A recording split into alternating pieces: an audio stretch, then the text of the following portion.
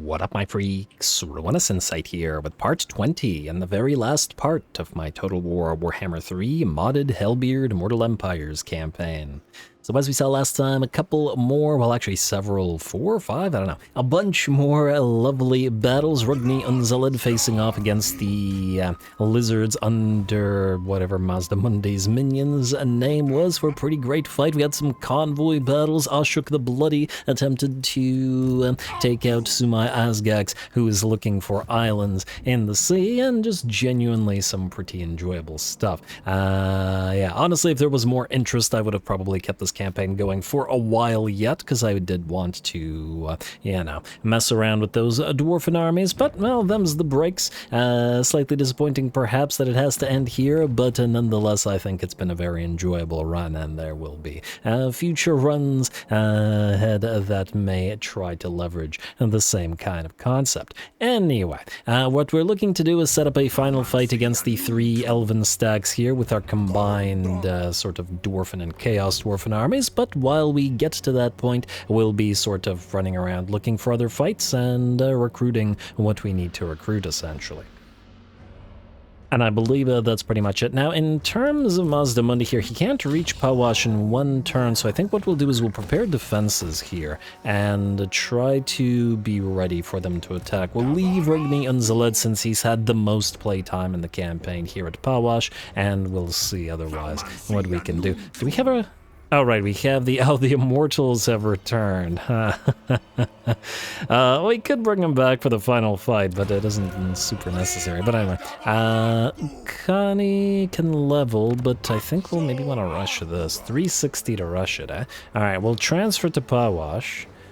Actually, we could start building up this as well as the prototype Mega Mortar. Yeah, alright, let's transfer some stuff to Pawash. We should still have some spare labor. Let's say 1, 2, 1, 2, 1, 2, 1, 2, 3, something like that. And, I assume Pawash is in Jungles of Pawalasha, so we'll transfer it to here, like so. And then we will quickly rush you, we will quickly rush you, we will build up the... Oh, funnily enough, the medicinal plants would help us heal here. Nothing else, I believe, helps with regards to garrisons. Well, Hobgob Bivouacs gives us archers and wolf raiders. Oh, there's potential for that. What does this give us? An Iron Demon garrison, a Great Taurus garrison, and a Demon Smith Sorcerer of Hashut, none of which are super necessary. Let's go for the prototype Mega Mortar, let's build up the Fane Guard House, and then of these, I'm gonna say just build the cheap Hobgob Muster Camp. And in fact, rush the cheap Hobgob Muster Camp like so. Do we need to do any of this here? Well, I guess we do want to side quest to Jarnagrund anyway, like so, and I believe we are now good. Alright. Good enough at the very least. And then next turn, we may want to rush what remains, as Mazdamundi might be able to close the distance and threaten the place, but we can use it essentially as a barrier against them. Now, who else still needs to move? Sumai Asgax, I would like you to finish off Ashok. Really, it's gonna kill... Okay, I'm not wasting time with this. I think you can return to our shores anyway. Regardless of the islands nearby, they're no longer needed. Alright, Boys of the Forbidden Coast destroyed Sumai Asgax. Frankly, we could just delete you for the extra money, but, you know, just in case Vampire can't... Well, Vampire counts. Just in case... these guys come along, we may have need of you. What about you guys? You guys can still move? Alright, so we'll pick up a last couple of islands. I guess we could send Izdubar to grab the Mysterious Island. Like so, just for a little bit of extra cash, and then you can return. You can grab this island. And sail to the wreck, and you should be able to auto-resolve this with ease, like so, and like... technical labor. May need to transfer more. Then we'll also want to recruit a couple final units for our final army and final fight. You can head to Shipwreck now, there we go. And then we'll park you both near the Star Tower and the Fuming Serpent to finish these guys off, and then completing all of Lustria south of the Isthmus, which is what we were looking to do. You guys, you know, I was going to send you after this island, but if we're going to transfer stuff, you may as well return and transfer some of your units. It'll be faster than just recruiting them, as some of these unit types would be given to the final army anyway. Yeah, I think that'll work nicely. Alrighty, I believe that's about it, so we'll probably go through a few quick turn endings. Also, I did want to... Wait a moment. Upgrade either you Oh, actually, ideally what would have happened is we would have upgraded the rail network and the other thing, and then, yeah, well, whatever. All good. All good, at least for now. And then one last thing, Piranha Swamps, where are you? Oh, I already did the sell-off last time. Good. All right. Well then, I believe we're good. Skip, skip, skip, skip, and end the turn. We have... I guess we need 300, so we should be able to do a tower thing next turn. And ooh, gotta keep an eye on those convoys, as they may still very well run into some fights. Mazdamundi wants peace now, but that ain't happening. Although, funnily enough, we could just peace out with them if we really wanted to. I'll think about it. I might be tempted to also attempt to set up an ambush for him, though I have my doubts that it would work. Alright, there's Wintertooth, and there's the Citadel of Dusk, who did not declare war on us. I don't know why I mentioned Wintertooth, I just happened to see it, and then I was like, Wintertooth. Cult of Pleasure destroyed. Ah, I see why Mazdamundi was not heading southward towards us. Until, well, I mean, he was a little bit, but then he went... Actually, I kind of mean the opposite of what I was saying. I see why Mazdamundi was not too busy fighting the Cult of Pleasure to fight our allies a little bit. Anyway, I'm gonna say we'll set up the ambush here. Like so. And then we'll pop you into the settlement in regular stance. You can sit outside of it. Frankly, decent chance that with Mazdamundi, you know, foiling the ambush by a hero, he'd just attack. I guess we could keep leveling these guys up. I mean, I did want to rush you and you, so let's say 180 plus 180. And we already have 152. Alright, so just transfer 200 and we'll be good. Oh, no, we'll be 10 short. Alright, fine. Where do we have some to spare? Huh. Or do we have a lot to... By the looks of this, we have 2,000 or so to spare, but this doesn't look like... Oh, I guess we have some here. All right, 1, 2, 3. All right, you to the jungles of Pawalasha, if I can find you. Like so, accept, and... Oh, our efficiency... Okay, let's transfer from here to here. And, okay, buggy frickin' menu can't even transfer stuff. Alrighty, again, like so, there you go. Alright, now we are relatively good. We will upgrade you, the Fane Guard, and this thing, and now we have decent, more than decent defenses, I should say. I do wonder I mean, we could just let them attack it, but then they'd probably just besiege it and just sit there for a million turns, and I'm not into it. Alrighty, then. You, sir, I'm gonna head into here. You need to recruit for us. I'm gonna say a couple of Kadai destroyers for the final army, or the final fight. Gotta use a couple of them. We've been using Kadai Fireborn throughout the entire campaign, but not so much in destroyers. And I think I want one Infernal Ironsworn as well. Ooh, there goes all the armaments. But what can you do? Well, let's do 2 destroyers and 1 Ironsworn. Alright, it's not like we have more armaments. I mean, in theory, we could also build a Kadai Fireborn, but I think we wouldn't have room with all the sort of flamethrowers and flame cannons and such that we're getting out of the regular dwarf army, so... Yeah. Alright, that looks good. Let's move everybody else into position and prepare for the finale here. You are going to grab this shipwreck real quick, sail to the wreck. I can't believe we never got materials at sea throughout the entire campaign. But you can't always expect it. Or even, or actually I think we might have had lost cargo at one point, but... Alright, anyway, you go here. And then you come back down here to follow these guys. Frankly, we probably don't need anybody to really deal with this, but just in case. You guys are still recruiting. Who else still needs to move? Ukani Truai, you're waiting for Mazdamundi, you're good at... I didn't click, yeah. Yeah, you guys are good. Kigel Baruk, you two are sailing on down to potentially transfer some units. Frankly, I could have maybe transferred some to Kigel and then just sent him and left Scav Growlish where he was, but it's too late now, so whatever. Assistant Vargarl, who are you? Oh, you're the Adust guy. You can recruit for cheaper, but frankly, there's no need to move you again, so let's just do that. Alright. And it looks like we're good. Minus 2 things. First of all, Tower of Jar. Let's get the last point here. Although, admittedly, we could just go for the Black Artificer and grab Doom of Hashut so we have it available. Global recruitment duration... I don't think we need to globally recruit anything. probably not going to sack any settlements anytime soon, so frankly, I feel like I'd rather have the Doom of Hashut. Let's do it. Alrighty, then, real quick, Piranha Swamps. We will need to do the sell-off, because we do need to do that every time. Oh, and that cripples your efficiency. Fair enough. You two Piranha Swamps. Oh, and now we have to get out of it again, because it'll... I really wish that they fixed this menu. I don't remember it being as buggy as this, but maybe it always was, who knows. Alrighty, convoys are still traversing their, convoy routes, and I believe that's now it. We have a little bit in the way of raw materials. We've completed everything other than you, so we'll upgrade you like so, and then we will switch you to income from refinery buildings and armaments output. Campaign movement range -10, not our problem. Higher quotas. Frankly, I'd love for Piranha Swamps to switch into higher quotas as well, but we'll have to do that, later. Also, we have space for one thing, which I was thinking either would be the incinerator or would be the... Okay, not the Gob building, but... Wait, we have the Kadai building here. We do not have... Wait, we have 1, 2, 3, 4. Hobgob would be here. Oh, so it's basically a choice between the Temple of Hashut and the incinerator. I just built the incinerator. All good. All right. Turtle Isles. I know we technically don't really need to build these up anymore, but all good. Oh, I was going to switch you, actually. Well, you know what? Let's get hotter furnaces real quick. Maybe even all the way into Industrial Revolution. Not because it's super necessary, considering, but, just something. And, aha, yes, outposts.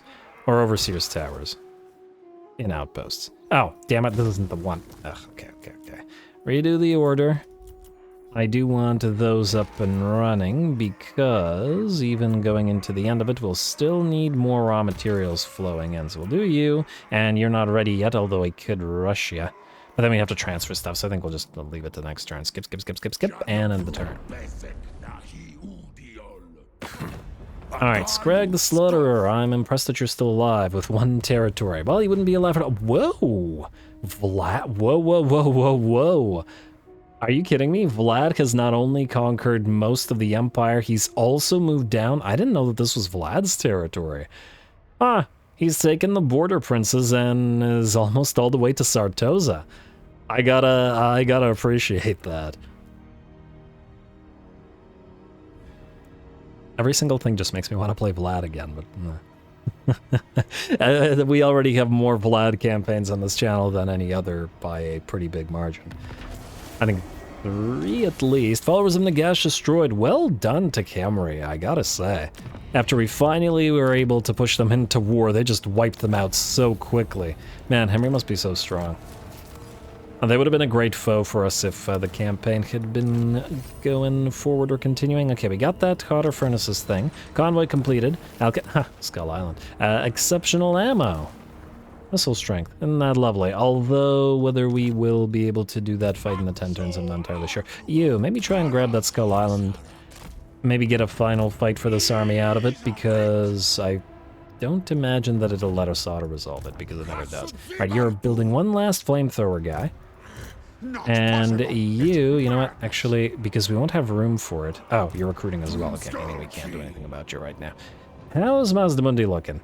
Yeah, so our ambush, unsurprisingly, just got foiled by the hero. And, yeah. Alright, fine. Let's see if he tries to besiege it. You guys go here.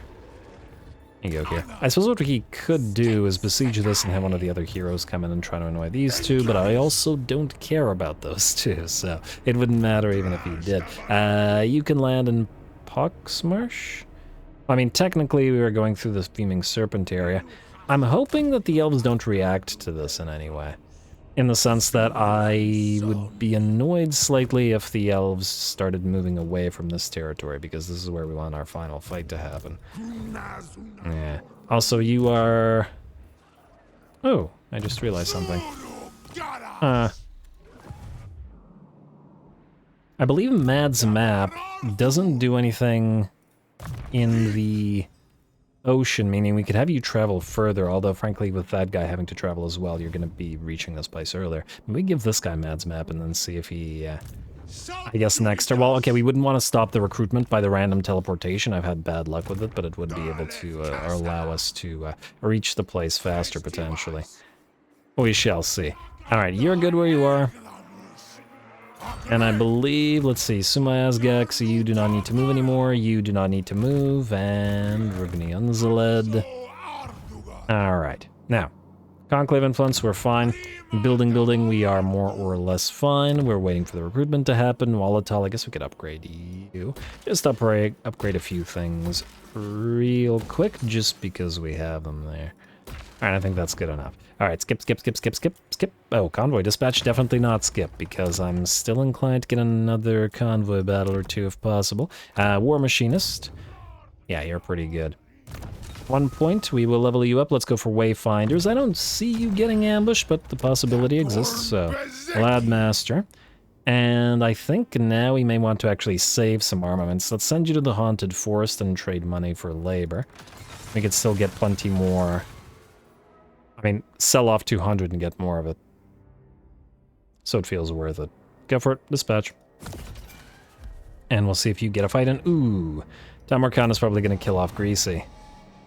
It would be more of a shame if we were still looking to get Ogre units, but I think we're pretty much okay. Alright. And the turn, we'll be up to 300 Conclave Influence again, so we'll be able to grab that sack for gobs thing that we don't really need anymore.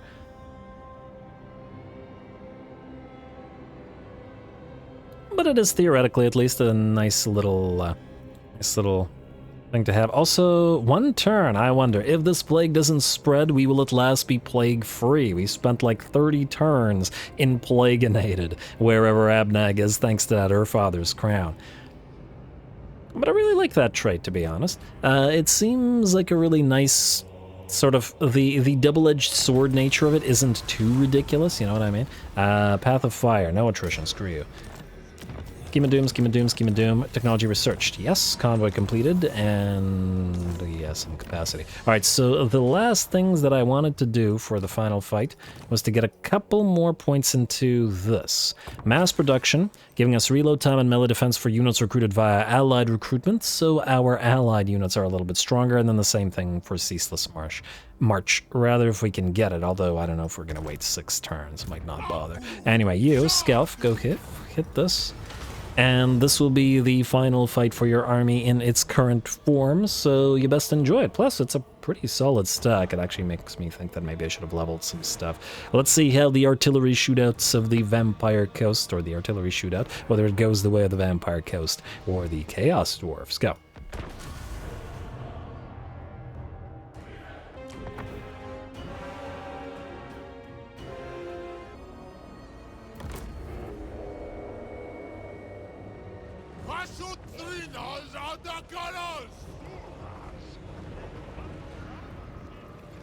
Alrighty, here we go. We've got a nice little Skull Island stack of Vampire Coasties, and we got 4 artillery pieces to their name. And with us having 4 artillery pieces, it's in some ways even, though obviously we have the better artillery. It's always been a little bit disappointing that the Vampire Coast, which is supposed to be an artillery-heavy faction, has pretty darn poor only early game, essentially. Artillery to their name, I mean, they do have the deck gunners, of course, though admittedly they're incredibly fragile, and frankly their artillery crews are generally speaking fragile, but their straight up regular sort of non-specialist artillery are a little bit too weak, which is why I so enjoyed the Batwing Bombard mod.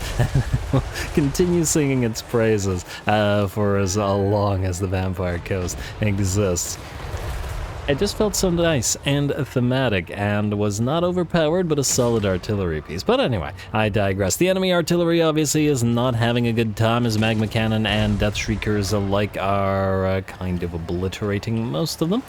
Although, of course, the Death Shriekers do have other things to do as well, targeting the enemy Lord as well as the enemy Rotting Leviathan. We've seen those Death Shriekers rather bring down many a Tomb King construct, and I don't imagine an Undead Crab is going to fare too much better. Burning Wrath going to come down on the enemy. Now, actually, it's not going to come down on the enemy. Every single Burning Wrath shot will miss, and 1, 2, 3, 4, 5, 6, every single one of them will miss. But all good. The fastest elements of the enemy army have now arrived, and it's the depth guard using those twin axes of theirs, which are meant for tearing through trash infantry like this, to obviously start annihilating droves of those gob laborers. But they have to go through a line of the laborers all the while they're under fire from our blunderbusses, and if they should make it towards our blunderbusses, then they will be under fire from our fireglaves as well. Though frankly, by the looks of it, it may not be needed. The enemy Lord and the enemy Rotting Leviathan alike have now been obliterated by our Death Shriekers. The enemy artillery are all gone. And this give the magma cannons something to do, because unfortunately with the enemy being blocked by the hill like this, the magma cannons can no longer fire, even if the Death Shriekers still can.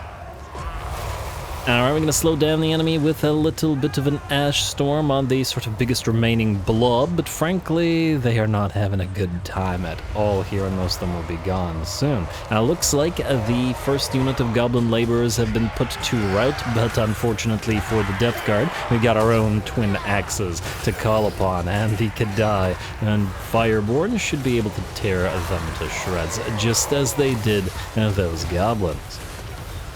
And this unit is down to about 30% of its HP. The rest of the Depth Guard are in pretty darn bad shape, although another unit has made it towards us. And this one we're actually going to meet with our Lord Scath Growlsh here. Disintegrating, withered, enfeebled, and severely damaged, these guys are pretty much out of the picture. The rest of the zombies are melting away just as all of the rest of the goblin laborers flee. And this is exactly what I want out of a Chaos Dwarf battle. Pretty much all damage going in on the Gob Laborers, which are almost destroyed, but the Chaos Dwarf's completely fine. A lorefully accurate battle, I should say. There we go, beautiful. And do love watching that Chaos Dwarf artillery work. And frankly, I'm surprised that these guys have not melted away, but you gotta remember that the disintegration is slower in SFO than it is in vanilla, fairly considerably so the units will fight on for a little bit while taking damage. It could be at least partly a function of the... Ooh, that would have been a great shot if it wasn't for the frickin' UI always in the way. Ugh. Please, devs, just give me the option to hide the UI for... There's been so many of these, but anyway. What was I saying? I don't know, I got distracted. Trying to line up a nice shot with all the explosions and all of these poses by the undead. Once again, such a shame. But anyway, the inability to take a nice screenshot here is a shame, but the battle was very much not a shame and was a nice little fight.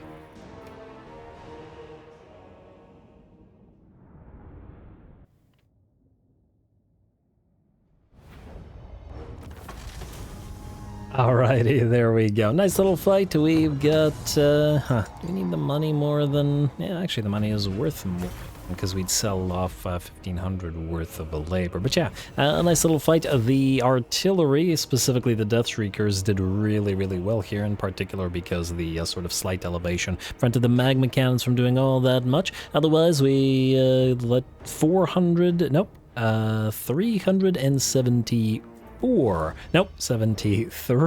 units of gobs lost, but otherwise our losses are 2. One of the First Mate's firing squad blunderbusses and one of the Infernal Steel Legion fireglaves, but otherwise it's just laborers. Alright, ransom captives. Lovely.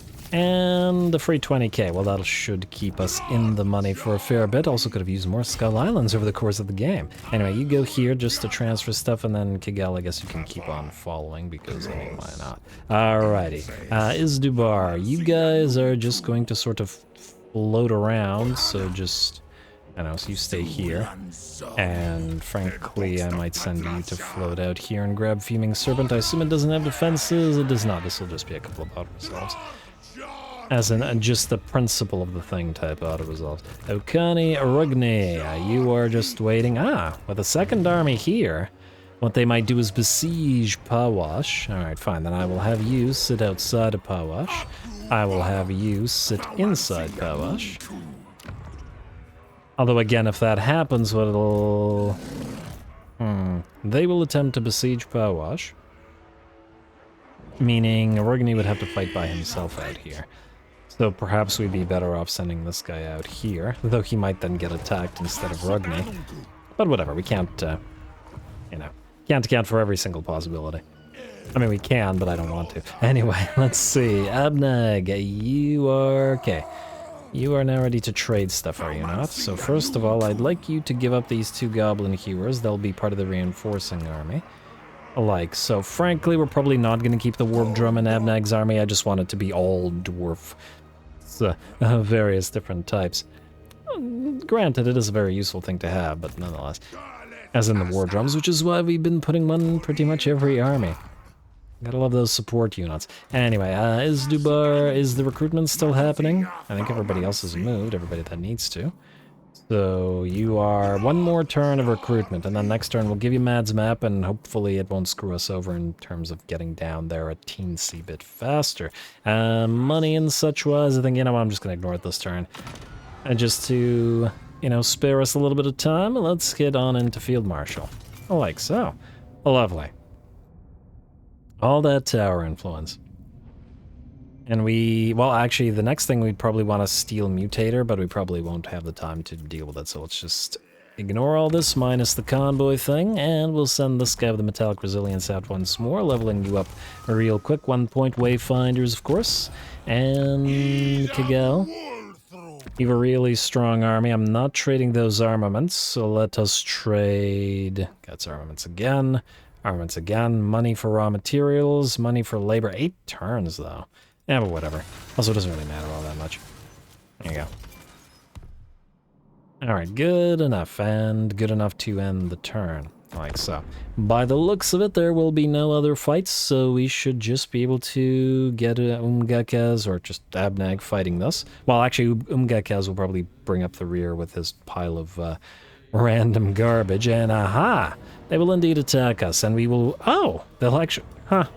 The AI was dumb here. It's allowing the garrison to reinforce. I was not expecting that at all. But I guess one final fight for RuinusInsight in the final episode as well. I mean, considering all the things he's achieved, it's probably a good call. Now, we do have 2 Razor Standards in this army now, so we'll do you and I guess you. Somewhere in the middle, and on the flanks, which are the most dangerous positions, we'll have the Hobgob Standards. We got the War Banner on the Oglakan's Wolf Boys, and otherwise are looking pretty good. Well, let's see if Mazdamundi, his magics, his lack, his ruination of cities, can bridge the gap.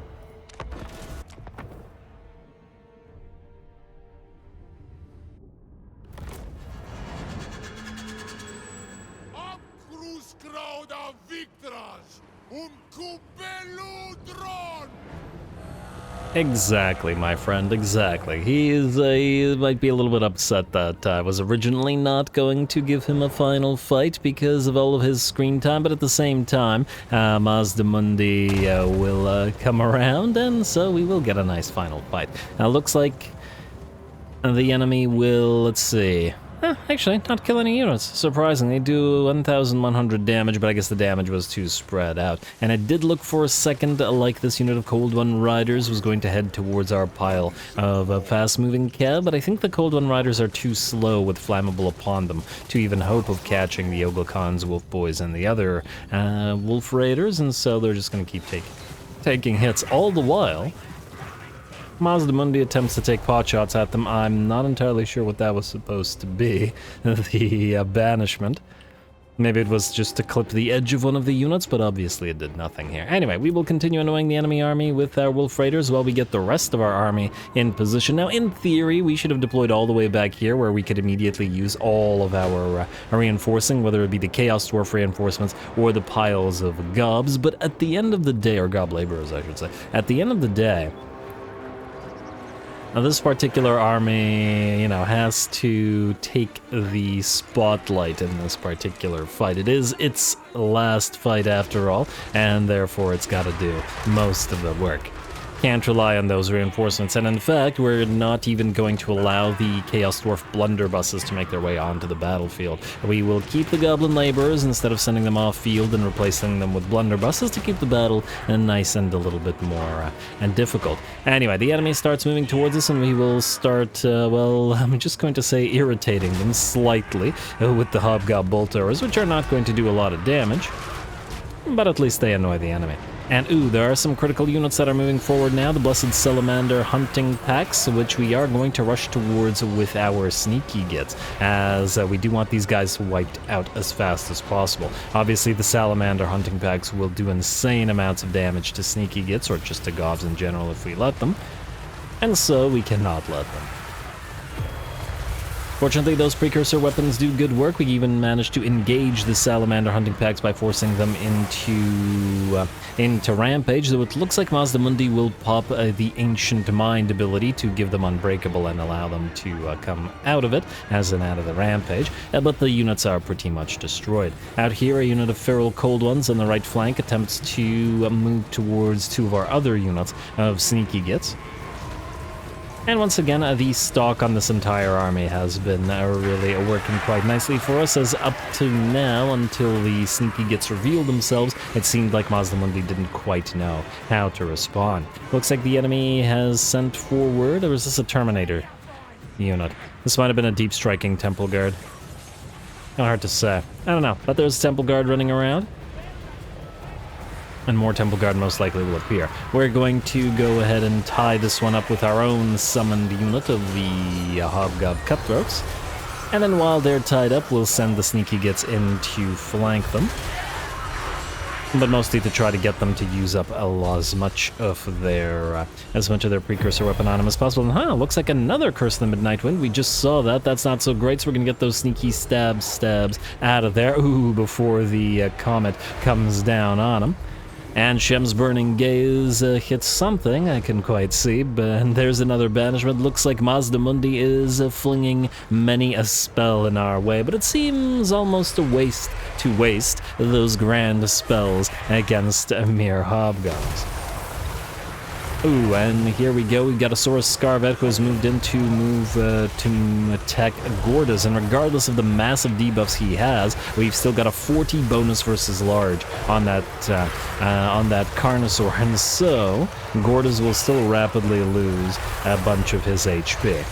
And that's before Mazdamundi himself moves in, and that's going to make it even more concerning. He's got a lot of HP and a nice barrier, and we're going to have to probably try to focus him down with our anti-large artillery, though considering how little damage they do, it's probably going to take a while. Anyway, looks like one of these Salamander hunting packs has survived and is sending volley after volley into some of the Sneaky Gits running towards him. We're going to drop the... I don't remember if that was Dumakashut or the Dreadquake Barrage, but either way. I think that was the Dreadquake Mortar Barrage.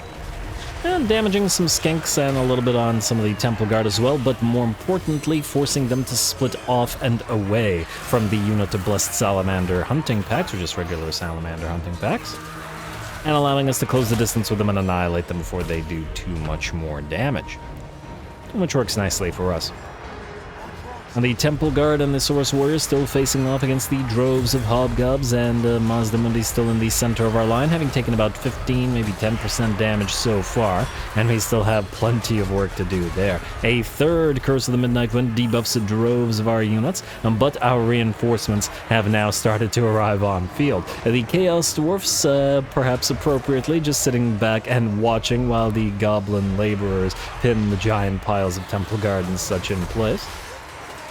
And of course, the lizards will maul, well, not just the laborers, but the Sneaky Gits as well. But we do have numbers on our side.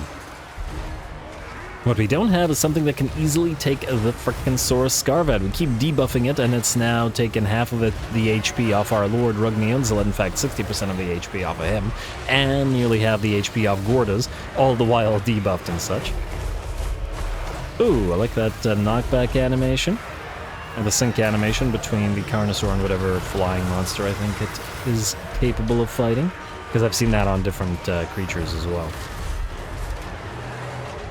And somebody bring that frickin' Scarvet down. On the bright side, though, with all three of our units of Hobgob Bolt Throwers plinking away at Mazdamundi, he is very slowly, but very surely, losing his HP. Basti with Arcus Sotek is backing him up and has 18k damage on it, perhaps unsurprisingly, as it does well against the blobs. And out here, we have two units of Temple Guard facing off on the left flank against 2 units of Sneaky Gits, which is pretty neat. Obviously, the Temple Guard are winning somewhat. Confident, very tired. But how will they feel if they lose their charge, as Mazdamundi will take a few more Ballista Bolts and will finally fall. With a little bit of help from the final transmutation. There we go. His death pose has always been kind of amusing. Does he try to teleport out at the last second and fails to do so? Because Aslan tried to teleport out, right? I don't know. Anyway, as we can see, the 2 Temple Guard have lost, or have beaten the 2 units of Hobgob Sneaky Gits, but only barely. These guys did fairly well. Frankly, we could have probably buffed them up with magics if we had magics to spare, and allowed them to defeat the Temple Guard.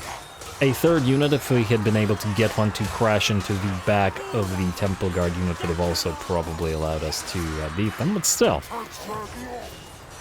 I do like the massive disparity in the matchup here. The tier 4 units versus the tier 1 units. And the enthusiasts still managed to kill 54 of the Temple Guard and rack up 23,000 damage. Very solid. It's almost a full unit of Temple Guard at 54. Just between the two. And unfortunately for the AI, we got more gobs where that came from. We even have those Chaos Dwarfs, which we really didn't bother committing to the army, but it looks like we didn't really need to, as with that, Mazdamundi's stack shatters, and the battle is ours. And while we were kind of watching the rest of the fight, I just got to point out that our units of Hobgob Wolf Raiders were leading away a decent portion of the enemy army of fast movers and a couple of units of infantry as well that were kind of just running around. And back here, obviously unable to chase them down, and it worked out fairly nicely for us.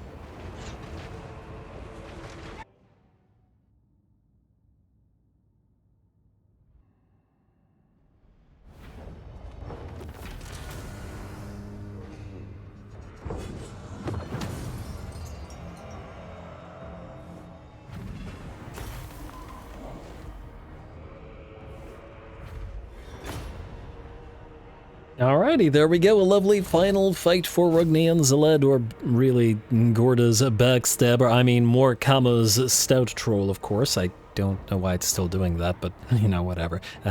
The stout troll thing is kind of amusing for a little hobgob, but anyway. Mazdamundi obviously took a while to bring down. In fact, all of the single entities of the enemy took a while to bring down. Look at that Arcus Sotek, 32,000 damage, though how much of that was, well, a decent amount of this was against the Goblin Laborers, but our front line of the various Sneaky Gits probably took a fair bit of a beating against them, plus seeing them facing off against the Temple Guard, getting cut down in droves, but ultimately their daggers finding the weaknesses in, well, I was about to say in their armor, but just stabbing them. Anyway, it worked out pretty darn well. 28k on Oglacon's Wolf Boys. We got Gordas' Wolf Boys at 12k. 14, 7, 10, some solid work out of them for the best performing units of, by the looks of it, the Enthusiasts with 23k damage and 2600 damage dealt as gold value. They primarily fought Temple Guard, so it makes sense. And I think these Hobgob Sneaky Gits were the same. Well done to the Sneaky Stabs as well.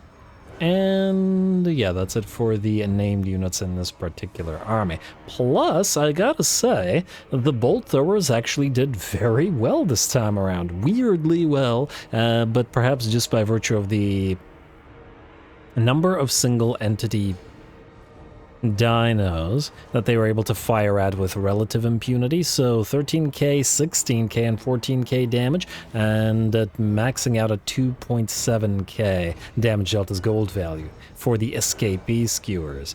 And it's very nice that it's the named unit that did the best of them as well. So, and gotta appreciate that. Still, 3 bolt doors are not as effective as even 1 Death Shrieker rocket launcher, but I mean, it's a dirt cheap, fast-moving little artillery piece that you can use in the early game, and well, we use them to some effect in this army as well. Anyway, we'll take the labor, I suppose. Alrighty, ally mission, successful Jade Court. Oh, right, he wanted us to kill Mazdamundi, which again does make sense because the mission, as I recall, for Yanbo, like his completion mission, giggle, as in his campaign objective, is to occupy Keshuatla, so yeah. Stolen from the enemy, Dragonbane gem. I don't think we need it, but thank you. Alrighty, the Jade Cord mission, successful Dragonbane gem, spawn killer. Hey, spell resistance for all armies, faction-wide. Oh right, I forgot that this was actually a rather nice thing to have. Huh. If you kill Mazdamundi enough times, you could basically make your entire faction maximally immune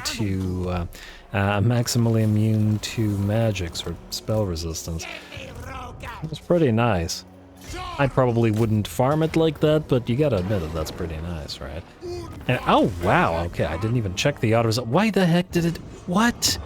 Why would you? That's infuriating. I mean, look at that. These guys took no damage at all, and these guys somehow magically all lost. Man, I'm glad we didn't lose those units.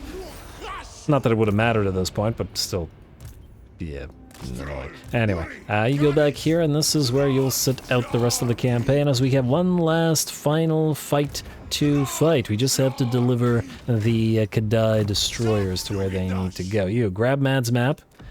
And hopefully it doesn't screw you. Frankly, I'm just wondering whether it would be faster. It would certainly be safer to head out to sea. We could maybe go through the blood swamps rather than directly. Alright, let's try it. Either way. Anyway, it's going to take like 3 or 4 turns maybe to move down here to sort of build up the final army with these guys. So I think what I will do is I will make the cut here and deliver the units, and then when we're ready to fight the final fight, that's when we'll come back and we'll finish up the campaign. So, quick little cut.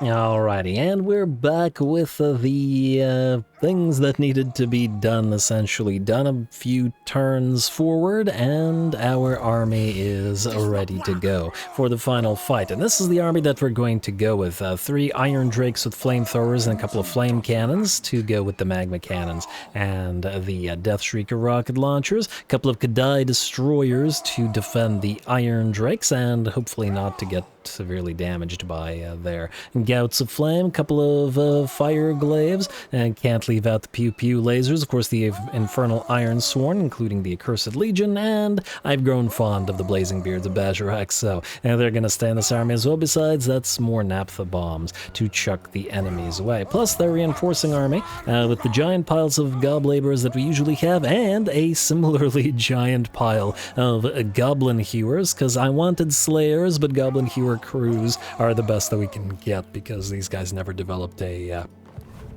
Slayer Shrine, a Shrine of Grimnir, whatever. There's only a couple more things to do before we kick off the final fight, or fights, I should say, because we have 4 armies on the field. We had 2 final fights for 2 of them. Isdubar Grimtideson, I think, deserves a nice final fight as well, so we're going to have him attack this place. I didn't even realize that it existed, really, and thus we should most definitely get some use out of it. Now, the final thing. First thing is first. Just because we can, we will claim the Master of the Conclave seat. We're not going to bother, as I said at the start-ish, mid-game, whatever, not going to bother confederating the other factions, but we will confederate Zharna Grund itself, just because I want to. There we go. It would feel wrong to, complete the campaign without having taken over Zharna Grund. After all that influence we went towards in getting. Then the other thing is we have gotten ourselves a pretty penny in terms of the amount of armaments we have, so we may as well get a few more manufactory things going. Melee infantry, admittedly, we don't have a lot of them in this particular army, but we could still, I'm sure, use some of these things. I'm gonna say glittering scales, sundering attacks is always nice, charge reflection, and oh, I guess we can only do those three. We could do the physical resistance as well rather than the charge reflection. Yeah, frankly, against the high elves, we're probably going to be more vulnerable to missile fire than to enemy charges, so why not? Like so. Alright, then missile infantry, what do we have here? We have... oh, we could go all the way to suppressive fire if we really wanted to. Frankly, now that I think about it, we could have also probably unlocked a few more slots and then gained some things that we otherwise wouldn't have. You know what? Let's do this. Armory, we will go up to... let's say War Machine and War Machine. Unlocking Black Powder aplenty. Here we have the option of Devastating Flanker, don't really care for it. Bound Barrier Demon, 1,000. We could grab that. The missile resistance would be really nice as well. Do we have these spare armaments? I think we probably do. Let's get them the missile resistance, if nothing else. Forge Fire, it's a nice debuff, admittedly. Ooh, and missile block chance plus 35%, eh? Wait, do they even have missile block chance? Oh, okay, it helps the Kadai Fireborn a lot more. Oh, wow. The Kadai Fireborn with Silver Shield, on top of the additional missile block chance and missile resistance. Plus a war drum. We could give these guys gold shields and 360-degree missile block. It's kind of neat. I have to say, it is kind of neat. Anyway, I'll take a look at that in a second. Or we'll continue taking a look at it. Vanguard deployment stock, it was the extra reload and the suppressive fire that I think we would want if we were to get any more upgrades for these guys, so let's do that.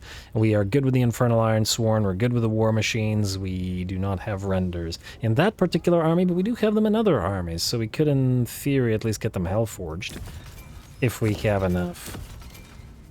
Yes, we do. Alright.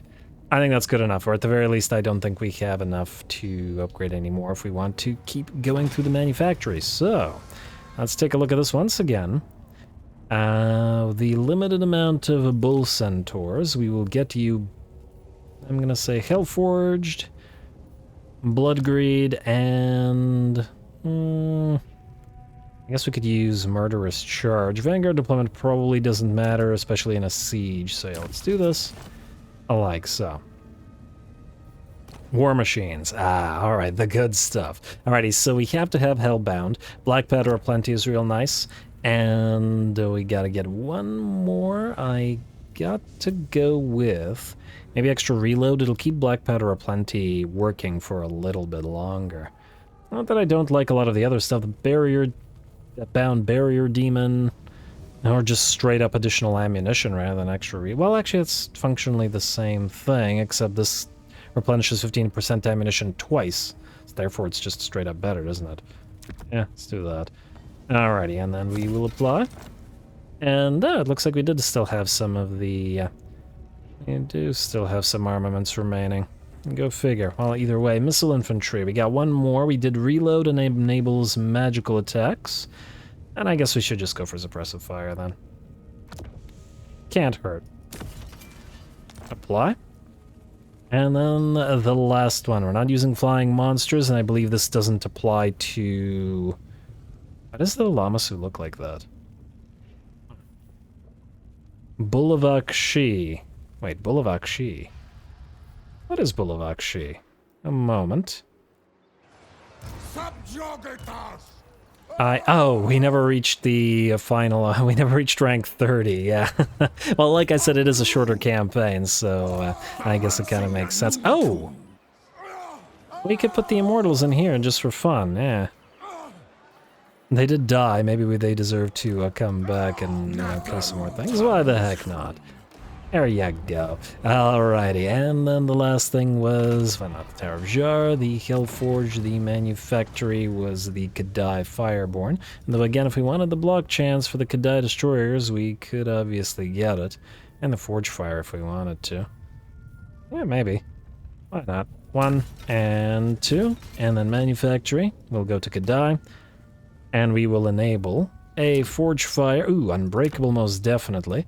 And then I guess, oh, no missile block. Wait, missile block chance plus 35%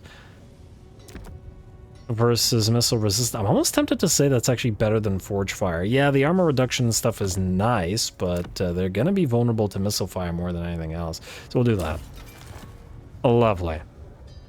Absolutely lovely. Alrighty, well, that's about it for these guys then, so let's do the final attacks. Also, look at that, Lord Skrull has come along, but we're not going to bother with this garbage, because, yeah, you know, bunch of tier 2 Night Runners, not really a threat. I'd like to think that with him having 1 or 2 now settlements remaining, basically, with his last desperate attempt, he uses the last remnants of his warp tokens to hire some Ashen Assassins in the hopes of reclaiming some of his territories. Obviously, it's not going to happen, but, you know, luck to him and all that.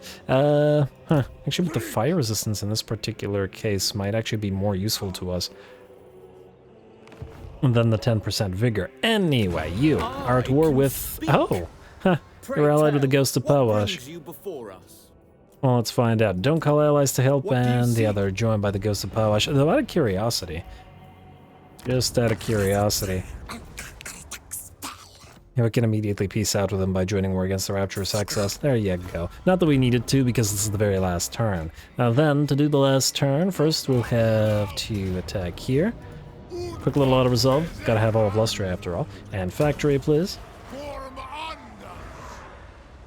Very good. Then you two. I don't care which one of you, but one of you besiege this. Or encircle this, I should say. You can land here. And then you can march stance and land here. And then we can auto-resolve this, presumably. Yes. Way more damage than we should have had, but it's all good. And then we'll occupy his factory. Doesn't really matter. Alrighty, there we go. And then there was 1 settlement in Lustria proper remaining, or everything south of the Isthmus, but we'll start with giving Mr. Isdubar Grimtideson 1 last fight, and we will have to be careful since we won't have the giant pile of gobs to lead this time. Go.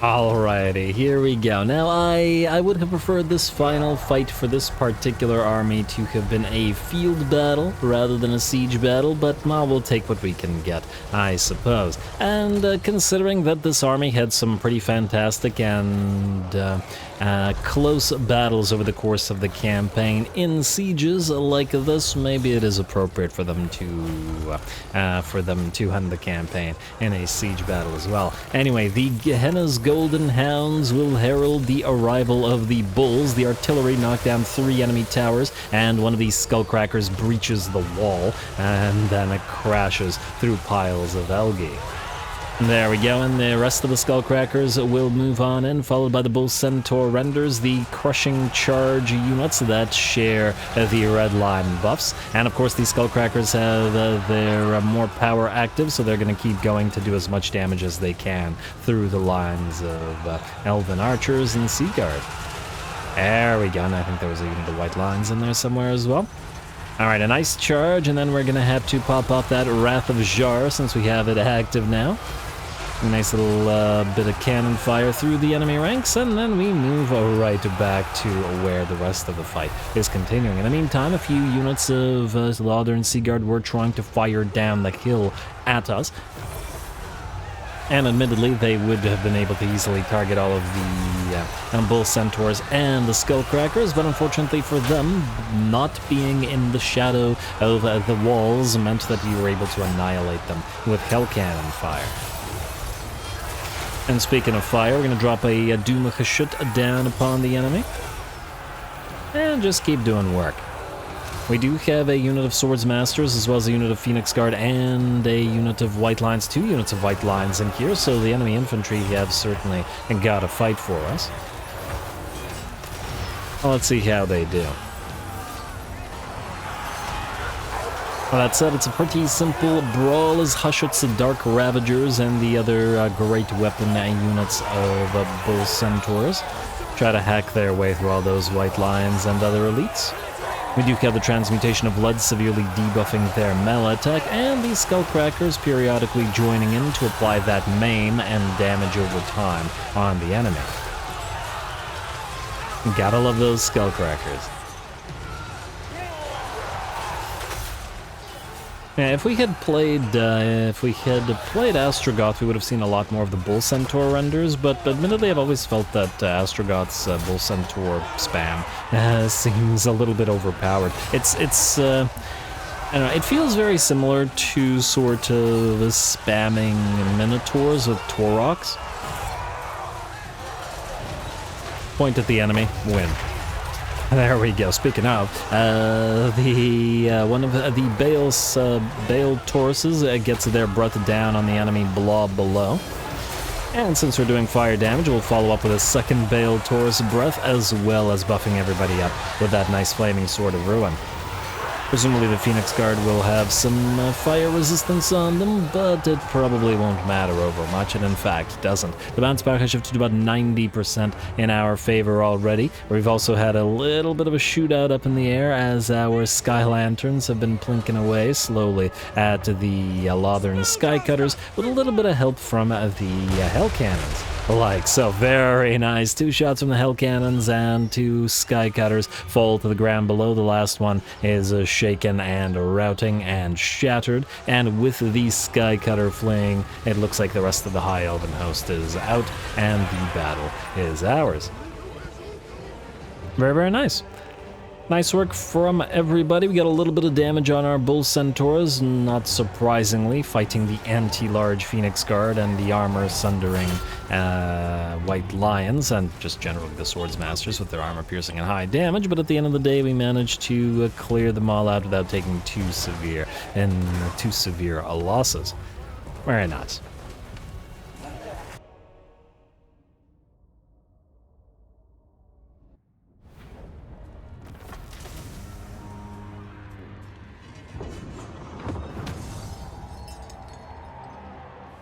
Alrighty, there we go. Lots of good work out of a lot of our units, but of course, as usual, the Skullcrackers are the absolute stars, and I love the unit myself, so I'm a little biased towards them, and especially, you know, you have a tendency to micro them a little bit more than other units because I enjoy them and watching them do their skullcracking things. So, yeah, we got 16 or 17k, 18k, and 27k damage on those guys. The artillery helped, well, actually do plenty of damage themselves, at least in the Hell Cannons, before moving to, after rather, bringing down the walls and the towers. The Skull Lantern, as well as the other Sky Lantern, providing some nice support, and, ooh, solid 16k damage in the Hushut's Dark Ravagers. Very nice indeed. Spellwork went well, and the Bull Centaur Taurochs led without taking much damage at all, contrary to the valiant defeat or whatever it was that the auto-resolve was saying was going to happen here.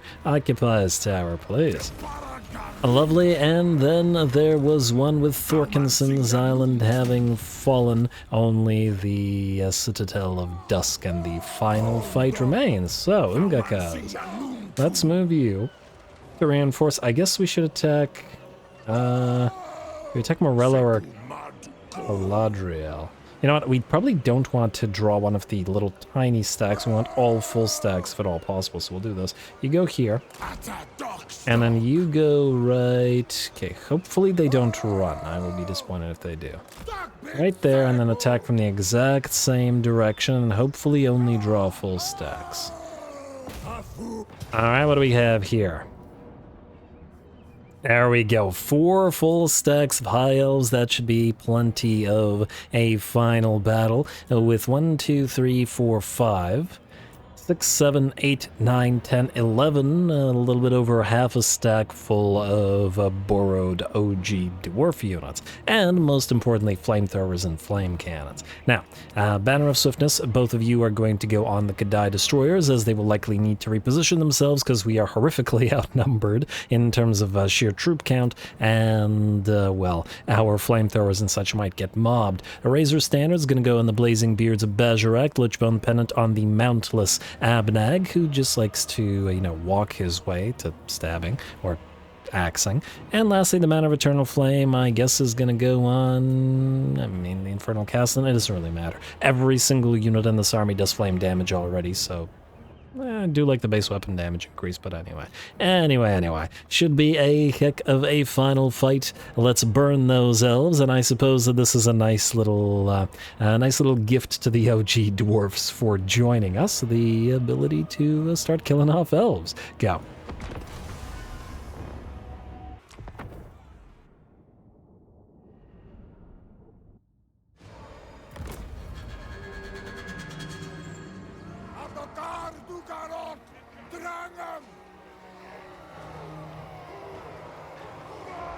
Alrighty, here we go. We've got our flamethrower units now ready to work the Iron Drakes protected by those massive Kadai destroyers. We got our flame cannons, which funnily enough look absolutely tiny by comparison to the magma cannons and the Death Shrieker rocket launchers. I wonder why that is.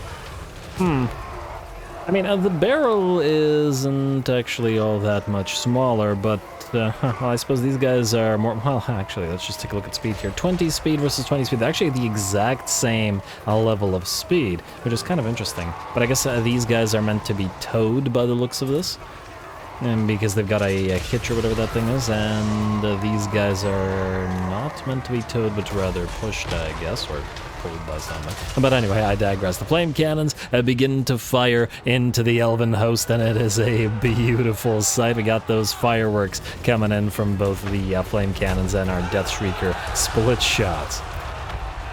Fantastic. And we have the sort of unholy fire of Hashut with the sort of cleaner chemical fire of the regular dwarfs, and that's why we have both a Demon Smith of Hashut and a Demon Smith of Fire as well. Now they'll work nicely together.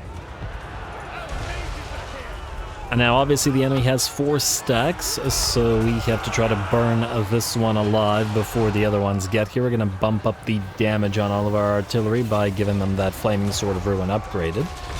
And that should allow our flame cannons to hit a fair bit harder.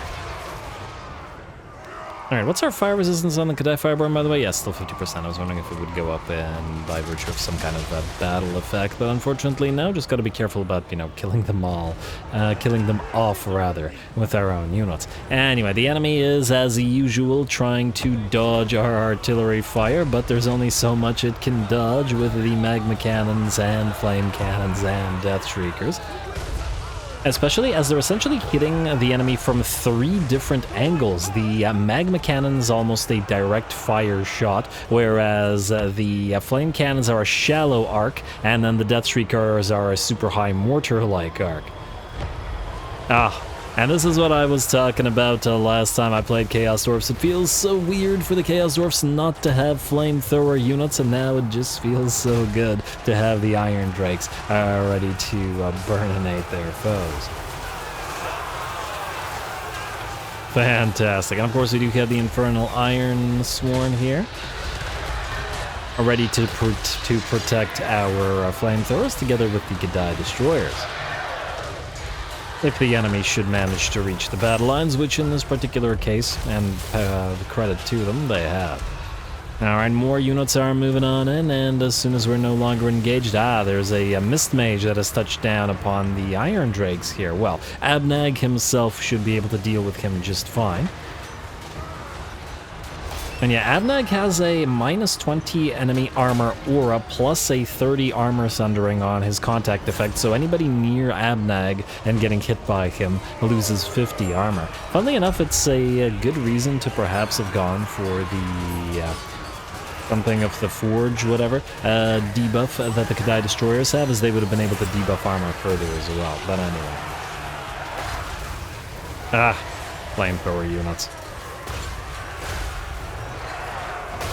It's beautiful. Anyway, how we doing otherwise? The enemy nobles from the second or third stack, whichever it is, have looped around us and are trying to tie up our artillery battery, but unfortunately for them, between Abnagg and the Blazing Beards and the Immortals chasing them around, they're not having a very good time of it. Our fire glaives are protecting our left and right flanks from enemy cav, though admittedly I don't think the enemy has that much in the way of cav.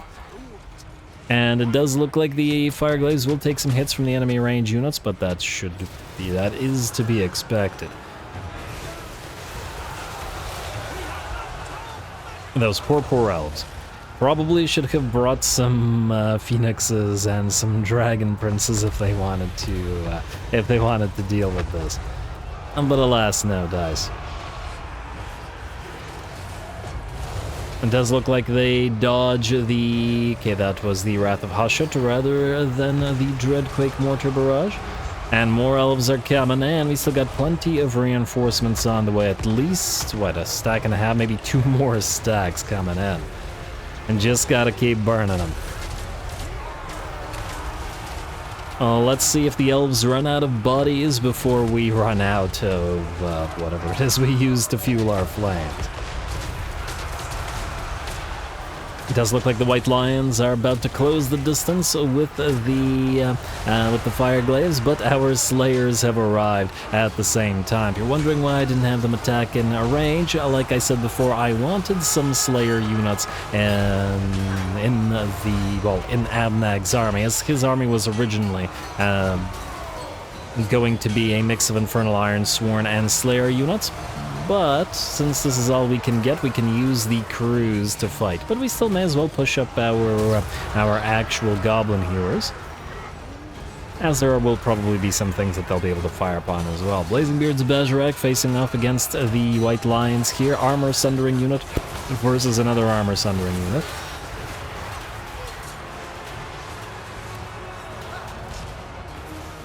How am I supposed to go back to having Chaos Dwarf armies without flamethrower units, I ask you? It just feels wrong. The gouts of flame from these guys just sort of lighting up the battlefield. It just feels so lorefully appropriate. And it all melds and works so nicely together. But anyway, looks like the second stack has now been burninated and the third and fourth are now on the way. Of course, they will be having to sort of wait a little bit until the enemy units that are shattered actually make their way off the battlefield. But anyway. Also, what's the fire resistance on our Iron Sworn? Let's see, Accursed Legion, we got 50% as well. Exactly the same as the Kadai, and I maintain that is absolutely silly. Kadai should, similar to Ghosts, have a max resistance. Well, I mean, Ghosts obviously physical and or ethereal units. Physical, and then Kadai should be fire.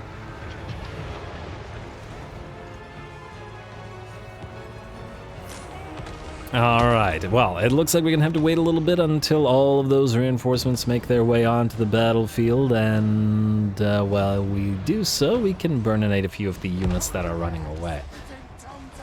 The restock on our unit, or our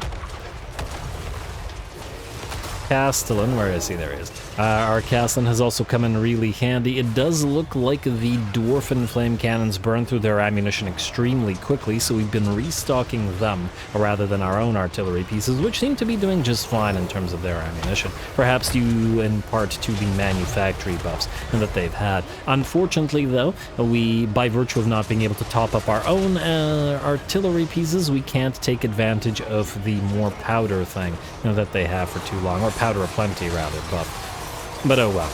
Alright, Goblin Hero is going to come a little bit handy now, as some Eagles have arrived to try and annoy our Flyers, but the Goblin Heroes, they've hewed Skinks, they've hewed Pterodons, and I damn well think they'll be able to hew a few Eagles. As one does. And the eagles are very, very slow. What's the speed on you? Ah, it died, I think, before I could select it again. But it was extremely slow because it had suppression plus maim plus flammable, I think, plus whatever else. It wasn't escaping those hewers is what I'm getting at. And the magma cannons keep shrieking into the enemy lines, and that flame cannon has nothing to fire at, so attempts to fire on the Archmage of Light, but I don't think that's going to do all that much. Some white lions or war lions rather, get stuck on some gobs, and the gobs will burn, but just so the lions will as well.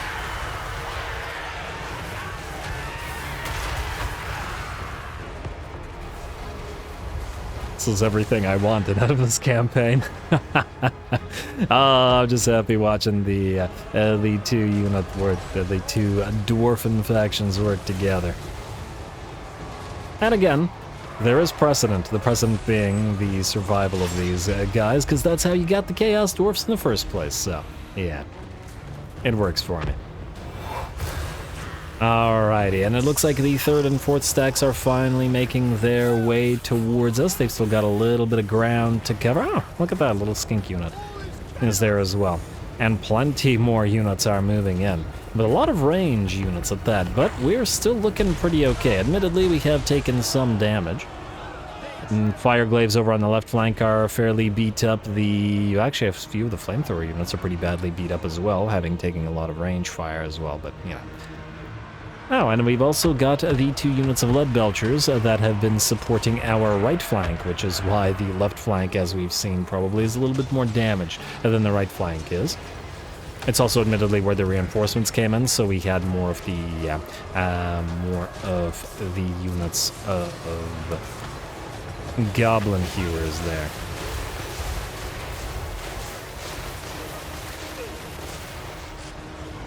Magnificent. Absolutely magnificent. And ooh, would you look at that, another noble makes his way forward. Abnagg's already defeated a couple of these guys, or a couple of heroes, and will now move to defeat the next one. With the gouts of flame all around them and goblins flying. This is exactly how Chaos Dwarfs should fight. Everything burns while these two continue duking it out. And it looks like the noble will probably not survive too many more hits. There we go, just gonna keep it at slow motion until the last second, and there we are. He burns while Abnagg is, by the looks of it, just fine. In fact, he hasn't even lost his barrier. Small barrier, though it may be.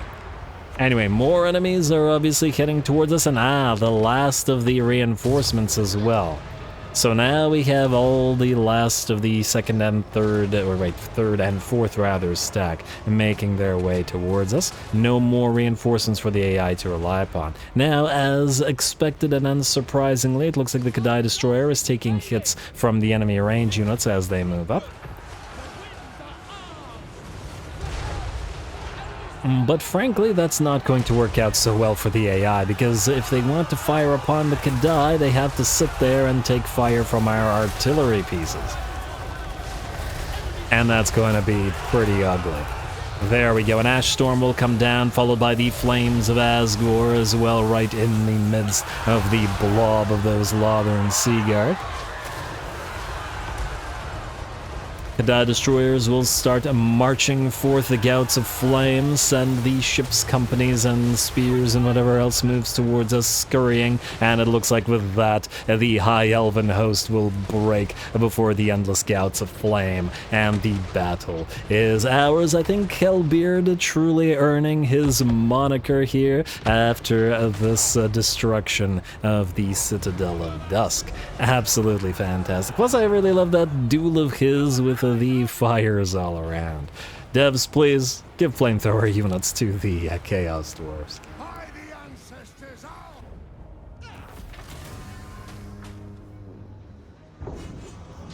Alrighty, there we go, and a pretty darn awesome final fight, and a debut for the fiery units added by the OG Dwarfs, and look at the damage, and despite them not having veterancy, we got 42k, 39k, and 18k damage on the flamethrower Iron Drakes, and let me just take a quick look here. The flame cannons, again, despite not having red line buffs and not having the veterancy, were either better or on par than our other units, generally speaking. They actually roughly performed roughly the same, and it's very, very nice to see. Though they did get the higher number of kills, and it looks like we got a little bit more damage dealt as gold value in certain cases. Like this magma cannon with 67,000 damage had 4.4k damage dealt as gold value. Very solid. Flame cannons, 77, nearly 78k, and nearly 5k damage dealt as gold value. 407 kills, 64k on you. Beautiful work. A little bit of work out of the Blazing Beards of Bajorak. Abnagg was kind of running around hunting enemy lords and heroes that were trying to go after our main line, and doing so fairly well. Solid work out of the Cursed Legion with 11k damage on them and 16k on one of the unnamed Infernal Ironsworn. Our newly debuted Kadai Destroyers with 21k and 25k, doing a great job both protecting our frontline Iron Drakes and, well, really everybody. And the Infernal Guard with Fire Glaives, unsurprisingly, 25k and 32k damage. Those lasers do good work. Plus, we get a little bit of work, 15k and 10k out of the two Lead Belcher units, and 19k on this unit of Goblin Hewers. 13k, 15k, and yeah, it looks like 19k is best performing, but these guys did pretty darn well considering their super short range, and they got into the battle late, being reinforcements and all that. Very happy with that final fight, and we'll take those elves as laborers. Alrighty, now I'm going to hope and/or assume that we can actually auto-resolve to capture the remnants of this territory. Now, hopefully we didn't use up all of our movement range on Abnagg. We should still be okay. Book of Ashur, Alamasu, there we go. We go here. And, what? You can still run? Oh, because you didn't participate in the actual fight. Yeah, I see how that is indeed the case. You go closer. You go. You gotta be kidding me, you're not gonna be able to reinforce? Ugh, annoying. But oh well. Huh, okay, if they're trying to run away from the settlement, then we're probably just fine. Alright, fine, you go here then? And are you still not able to reinforce? What is the deal here? Come on, man. There we go. Why was that so difficult? There we go. Now we can auto-resolve what remains with the loss of one little unit of goblin laborers. And speaking of laborers, take more laborers on and capture Ez Tower, the Citadel of Dusk, and the very last settlement within within Illustria proper. Again, everything south of the Isthmus. There we go with that, folks. This campaign comes to a conclusion. We had our sort of own victory conditions for this one, which was to subjugate and or force the alliance upon the Spinosaurus Dwarfs. We did take a little bit of a shortcut, I will admit, but well, I mean, there wasn't enough interest in terms of doing it the real way and transferring like all of Lustria to them and taking territory elsewhere. A little bit unfortunate that we had to cut this one a little bit short, but at the same time we had a pretty darn epic conclusion to it with that battle against the filthy ELGI, now little more than soot and ash in the same manner as most of Lustria. And I'm sure we would have been able to hold off and or take out anybody else that we came into contact with. Khemri, if they weren't super friendly with us, would probably have been an enemy. However, them being vulnerable to fire, and as we've already seen against the deserters of Katep, we had the perfect counter to their skeletons, and by virtue of their vulnerability to fire, and the perfect counter to their constructs, and by virtue of those Death Shrieker rocket launchers. And clearly, with the advent of the powerful flame cannons, Iron Drakes, and those Goblin Hewers, none of those guys would have stood a chance. Anyway, thanks for sticking with it all the way to the end, folks. It was a neat little campaign with our own little objectives and sort of our own you know, being a minor faction, kind of sort of emergent story, I guess, with the other dwarfs all over the map having been destroyed. I mean, look at this. Again, great job to Vlad.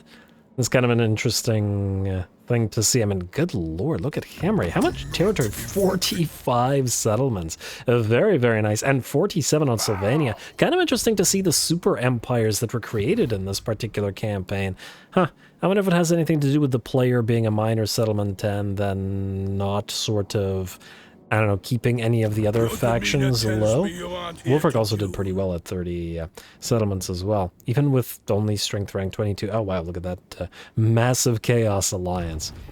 The funny thing is, with the anti-aversion, everybody there loves us. But anyway, I'm rambling. Again, thanks for sticking with it. More Total Warhammer to come. All glory to the algorithm. Let me know your thoughts about these minor faction sort of campaigns in the future. And thanks for watching.